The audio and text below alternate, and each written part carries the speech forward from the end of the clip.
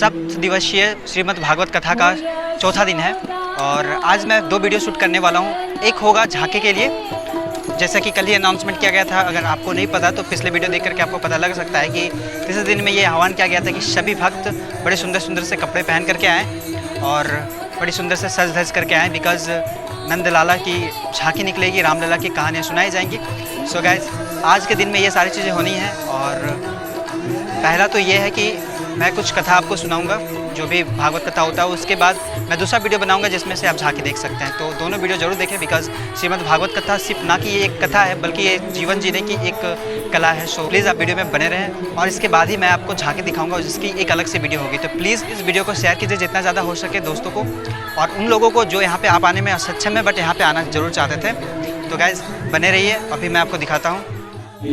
आप इस वक्त देख रहे हैं बेरमो विधानसभा के विधायक श्री अनूप सिंह जी मंच में उपस्थित होकर के आरती में शामिल गणमान्य लोगों के साथ, और ये श्री राधे नाम का जाप, श्री राधे नाम का जय घोष। श्री राधे जय राधे। आइएगा हमारे मुख्य यजमान परिवार से कुछ विधायक जी। अब यहाँ के लोकल विधायक श्री अनूप सिंह जी मंच की ओर आगे बढ़ रहे हैं। माल्यार्पण उनका किया जा रहा है देवी चित्रलेखा जी के द्वारा।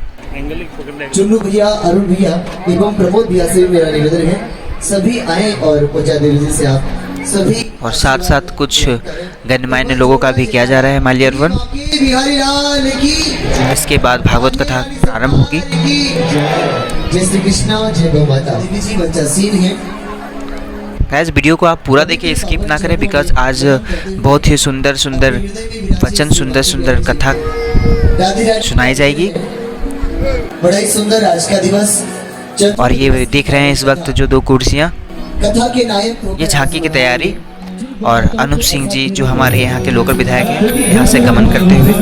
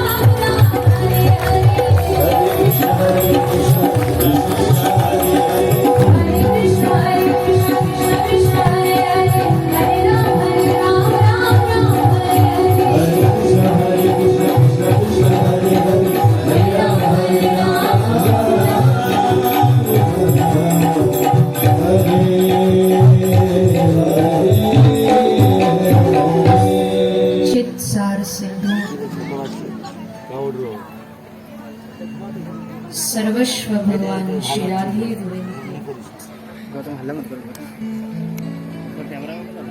चरण कमलों पर हाथ करते हुए सभी श्रीमद् भागवत गंगा में प्रवेश करें। तो कल आपने कथा के माध्यम से कुछ प्रसंगों को संक्षेप में श्रवण पान किया, कुछ जीवन जीने के लिए भी जिन वस्तुओं की आवश्यकता है उसका श्रवण पान आप सबने किया। बताया कि जीव जो जो कर्म करता है उसका फल, उसका परिणाम उसको भोगना पड़ता है। और अगर पुण्य कर्म है तो स्वर्ग की प्राप्ति होगी, और अगर पाप किए हैं तो कहाँ जाएंगे? पाप के लिए कौन सा लोक है? नरक में। और नरक में हर प्रकार की दंड की व्यवस्था की गई है कि आप कोई भी कर्म करें, कोई भी पाप करें तो उसका परिणाम वहां भुगतना पड़ता है। इसलिए कर्म प्रधान विश्व करी राखा। इस संसार में अगर सबसे बड़ा कोई साधन है तो वो है कर्म। जैसा बीज बोओगे वैसा फल पाओगे। एक कहावत है ना, बोया पेड़ बबूल का तो आम कहाते हो। अगर कांटेदार बबूल का पेड़ बोओगे तो फिर और चाह करोगे कि आम की प्राप्ति हो जाए, रस भरा एकदम, तो कहाँ से प्राप्त हो? आम पाने के लिए तो आम का बीज लगाना पड़ेगा, तब तो आम मिलेगा। तो ठीक वैसे ही अगर चाहते जीवन में सब अच्छा अच्छा हो, हमारा सब बढ़िया बढ़िया हो, तो उसके लिए तो कर्म भी अच्छे करने पड़ेंगे। अगर कर्म अच्छे होंगे तो कोई दुनिया की ताकत हमारा बिगाड़ नहीं सकती। कोई देवी देवता, कोई भगवान हमारा कुछ बुरा नहीं करें। कई लोग कहते हैं ना, हमारे तो देवता टेढ़े चल रहे हैं। अरे तुम्हारे देवता क्यों टेढ़े चलेंगे? देवताओं को क्या दुश्मनी आपसे? असल में हमारे कर्म टेढ़े हमने किए, उसके परिणाम के लिए हमें हमारा जीवन भी गलत हो जाता है और फिर हम देवताओं को दोष देते हैं। देवता टेढ़े चल रहे हैं। कोई कहेगा हमारा तो समय खराब चल रहा है। समय किसी का खराब नहीं होता, कर्म खराब होते हैं। कर्म खराब होते हैं तो उसका फिर भुगतान करना पड़ता है। तो इसलिए जो भी कर्म करो बड़ी सावधानी से करना चाहिए। फिर भी एक उपाय बता दिया कि कोई कर्म हो भी गया है हमसे गलती में, तो उसके उपाय के लिए भगवान का नाम सब कर्मों को माफ कर देता है, क्षमा कर देता है। पर इसका मतलब ये भी नहीं है कि भगवान का नाम ले रहे हैं फिर पाप कर रहे हैं, फिर भगवान का नाम ले रहे हैं फिर पाप कर रहे हैं। ये तो वैसी बात हो गई, हाथी पानी में स्नान करता है, स्नान करके बाहर आता है, मिट्टी में आके लेट जाता है, फिर जाके नहाता है पानी में, फिर बाहर आके रेत में लेट जाता है। तो वही हालत हमारी है कि एक बार कहेंगे कथा सुन के कि अब नाम जप करेंगे, भगवान का भक्ति करेंगे, फिर पाप करते हैं। और फिर क्या कहते हैं, भगवान का नाम तो ले रहे हैं, साथ साथ में पाप भी नष्ट हो जाएंगे। नहीं, ऐसे जानबूझ के जो पाप किए जाते हैं वो गंगा मैया भी नहीं धोती। कई लोग कहते हैं गंगा में नहाने से पाप नष्ट हो जाते हैं। अब एक साल तो पाप करेंगे, झूठ बोलेंगे, बेईमानी करेंगे, और एक साल के अंत में जाके गंगा जी में नहा लेंगे कि गंगा जी हमारे सारे पाप धो दो, फिर आके पाप करने लगे। ऐसे पापों को गंगा जी भी नहीं धोती, ऐसे पापों को तो यमराज का लट्ठी धोता है। हाँ, गंगा जी भी हाथ खड़े कर देती है। गंगा जी किसके पापों को धोती है? गंगा जी उसके पापों को धोती है जो पाप करने के बाद अब कह दे कि भूल हो गई सो हो गई, अब कुछ आगे नहीं करेंगे। अब अगर पाप करेंगे तो उसका फिर पूरी जिम्मेदारी हमारी। ऐसे जो पश्चाताप करता है गंगा मैया उसके पापों को धोती है। जानबूझ करके किए गए पापों को कोई नष्ट नहीं कर सकता। तो सावधानी के साथ अजामिल की कथा आपने कल सुनी कि कैसे नाम जाप करते करते, राम राम कहते कहते अजामिल को भगवान की प्राप्ति हो गई। और देखो कितना सरल साधन है। क्या करना है? कोई घर छोड़ना नहीं, कोई बाल बच्चे छोड़ने नहीं, कोई अच्छा भोजन आपको छोड़ना नहीं। आप जैसे जी रहे वैसे ही जीते रहो, बस काम एक करना है। अब तक जो काम कर रहे हो वो करते रहो, पर उसके साथ काम एक करना है। कौन सा काम करना है? बोले कुछ भी करो पर जिह्वा से निकलते रहना चाहिए राम राम राम राम। जय सिया राम, राधे राधे, राधे राधे, हरे कृष्ण। बस इतना सा करना है। कोई मुश्किल काम है? मुश्किल है क्या? हाँ, मैं आपको कहती कि घर बार सब छोड़ के आपको हिमालय में तपस्या करनी पड़ेगी, तब तो मुश्किल है कि भाई कौन जाए घर छोड़ के। पर राम राम जपना ये कौन सा मुश्किल है? राम नाम जपना मुश्किल है, इसके लिए तो बस मन इच्छा चाहिए कि हमें करना है। बस ये मन बना लेना कि हमको राम राम राम राम कहना है। कथा सुनने के, कथा में भी बैठे हो ना, अभी भी बैठे हो तो कान ही तो सुन रहे, जीभ तो आराम से बैठी है। जीभ क्या करेगी बैठे बैठे? राम राम राम राम, राधे राधे, राधे राधे, ये मन मन में जीभ बोलती रहे। फिर इस जीभ को आदत पड़ जाएगी। जैसे अभी तो इस जिव्या को क्या आदत पड़ी हुई है? दूसरों की निंदा करने में, दूसरे की बुराई करने में कितना मजा आता है। निंदा सुनने में, किसी की बुराई सुनने में कितना मजा आता है। हाँ, रसगुल्ले में भी इतना मजा नहीं जितना अपने दुश्मन की बुराई सुनने में। बैठ जाएंगे, हाँ कहो, बताओ। कई तो निंदा चुगली में इतना आनंद लेते हैं कि मर जाएं और उस पर अर्थी पर भी पड़े हो ना, उसके दुश्मन की बुराई हो रही तो उठ के कान लगा लेंगे। बताओ क्या बात है, इतना मजा आता है। पर जीभ को थोड़ी आदत डालनी चाहिए कि जीभ इधर उधर की बात कम करे, और खासकर मैयाओं को ये आदत डालनी चाहिए। मैयाओं को बड़ी आदत होती है बातें बोल बोल बोल बोल करने की। कुछ काम हो ना हो पर फिर भी मैया काम खत्म करेंगी जल्दी जल्दी। क्यों जल्दी जल्दी क्यों खत्म कर रही? बोले फिर पड़ोसन से बैठ के बतराऊंगी। 1 घंटा खड़ी खड़ी झाड़ू, गांव में तो यही होता ना, पास पास एकदम नजदीक घर होते हैं, तो झाड़ू लेके 1 घंटा खड़ी खड़ी बात कर लेंगी। और जब वो साथ वाली कहेगी बैठ जा थोड़ी देर, प्लानिंग में बड़ा काम पड़ा है, उसके बाद भी आधा घंटा तक खड़ी खड़ी बात पर बैठेगी और बात भी नहीं छोड़ेगी। किसी ने कहा कि अगर आपको कोई खबर अपने शहर, अपने गांव में खूब फैलानी हो, वायरल करनी हो, आजकल होता है ना फोन में एक चीज की ये वीडियो वायरल हो गई, तो ऐसे ही आपको घर घर वो बात पहुंचानी हो तो कोई फोन वोन की जरूरत नहीं। पहले ये वायरल करने का काम माता ही तो करती थी। गांव में क्या हालचाल है, कौन कैसा, कौन की बहू भाग गई, कौन की छोरी भाग गई, सब वही बता देती है। सारी खबरें रखती हैं अपने पास, सब बता दें। अरे वो तो कथा में आती है, वो पता नहीं कैसे चुप बैठ जाती है, भगवान ही जाने। उसमें भी 20 मिनट में 2-4 बेचारे खड़े होकर कहते मैया शांत हो जाओ, बैठो, क्योंकि यही परिचय शुरू कर देती है। कोई अनजान भी होगी उससे भी कर दे, अरे तू अकेली आई है, तेरे वो नहीं आए? तो बोलेगी नहीं वो आए तो थे पर स्कूटर को छोड़ के चले गए। अच्छा, सास गई कि अभी भी सर पे बैठी है? सास ससुर बहू सबका खानदान का ही लेखा जोखा निकाल लेगी।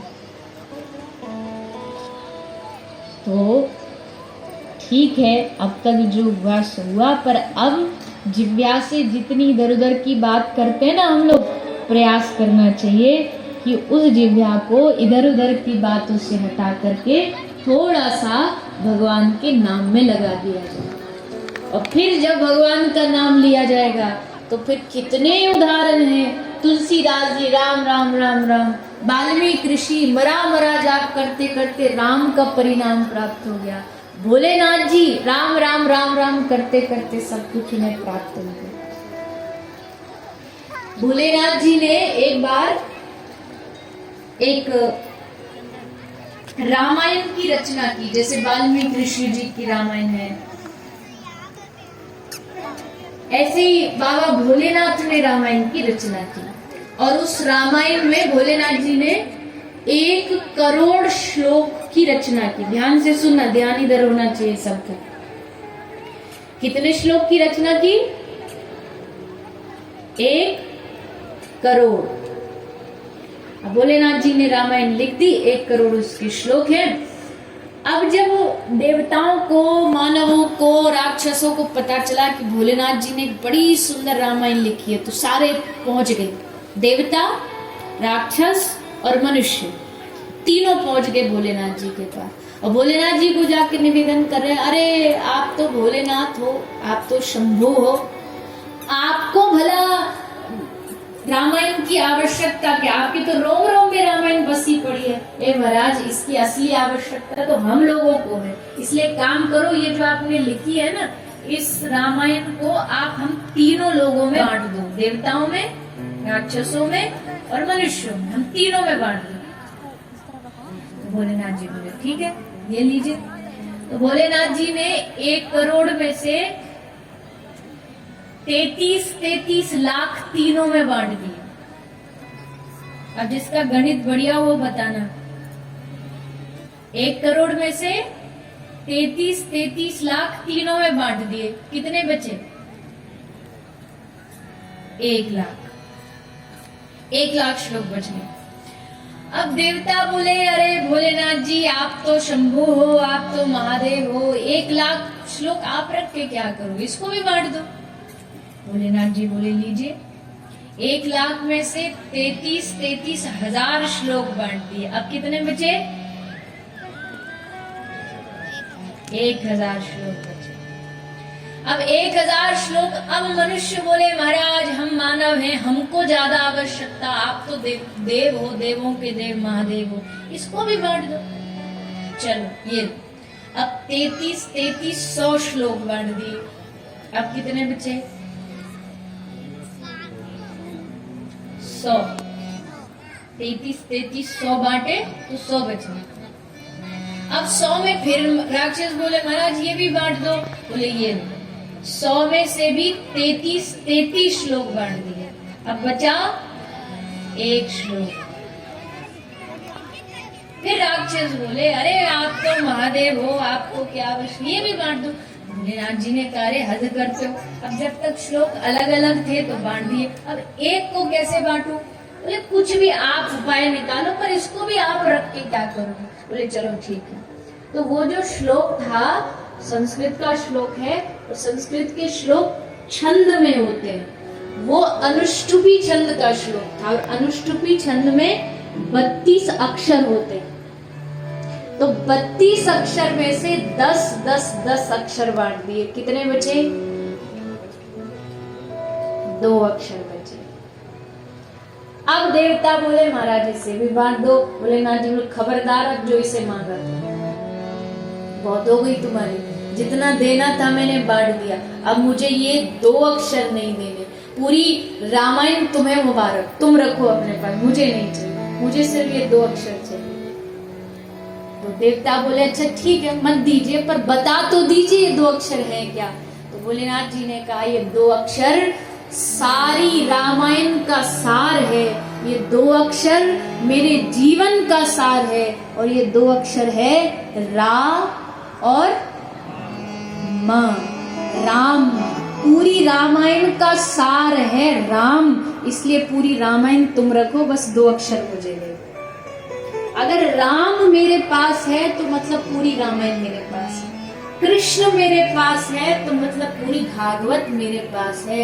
मुझे कोई श्लोक जानने की आवश्यकता नहीं, मुझे कोई रचना करने की, बस ये राम शब्द मेरे पास है। तो हमको और आपको भले कुछ आए ना आए, हमारे जीवन में कुछ हमें प्राप्त होना, पर ये 2 अक्षर राम नाम, कृष्ण नाम, राधा नाम, अगर ये हमारे जीवन में है तो समझ लीजिए कि हमें शास्त्र भी याद हो गए हैं, पुराण भी याद हो गए, सब कुछ याद हो गया एक राम नाम के सामने।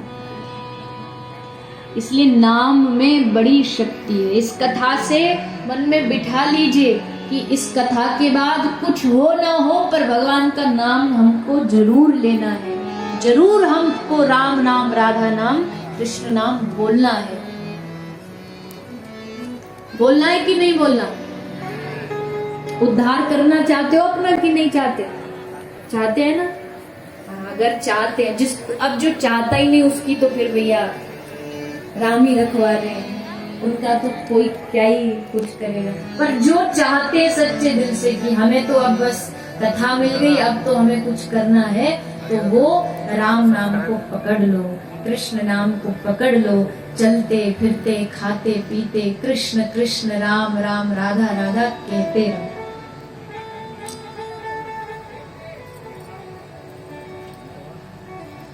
देखो जीवन में दुख तो सबके होते हैं, कोई ऐसा नहीं जिसको दुख नहीं है, सबको कोई ना कोई दुख होते हैं। और उन दुखों से छुटकारा पाने के लिए हम बहुत सारे प्रयास भी करते हैं। कभी इस देवता के द्वार पर जाकर के नारियल चढ़ाएंगे, कभी उस बाबा जी से ताबीज बनवाएंगे। इतने सारे उपाय करने पर भी दुख खत्म नहीं हुए, तो चलो एक उपाय और करके देख लो। क्या उपाय? तुम भगवान का नाम लेके देख लो। उससे क्या होगा? भगवान के नाम लेने से बोले उससे मन बड़ा खुश और आनंदित रहेगा। 24 घंटे अगर किसी को खुशियां चाहिए तो यही रास्ता है कि भगवान का नाम जपो। और भगवान इतने सरल हैं, इतने सीधे हैं कि जो उनका नाम ले, भगवान कहते हैं जो मेरा नाम लेता है ना, मैं सब कुछ त्याग करके उसकी रक्षा करने पहुंच जाता हूं। जो मेरा नाम लेता है। और कितने सारे ऐसे उदाहरण हैं जहां जिन्होंने भगवान का नाम लिया, भगवान ने उनकी रक्षा की। तो ये नाम की महिमा भागवत ने बार बार गाई है, हमें भी इस नाम को अपने जीवन में धारण करना चाहिए।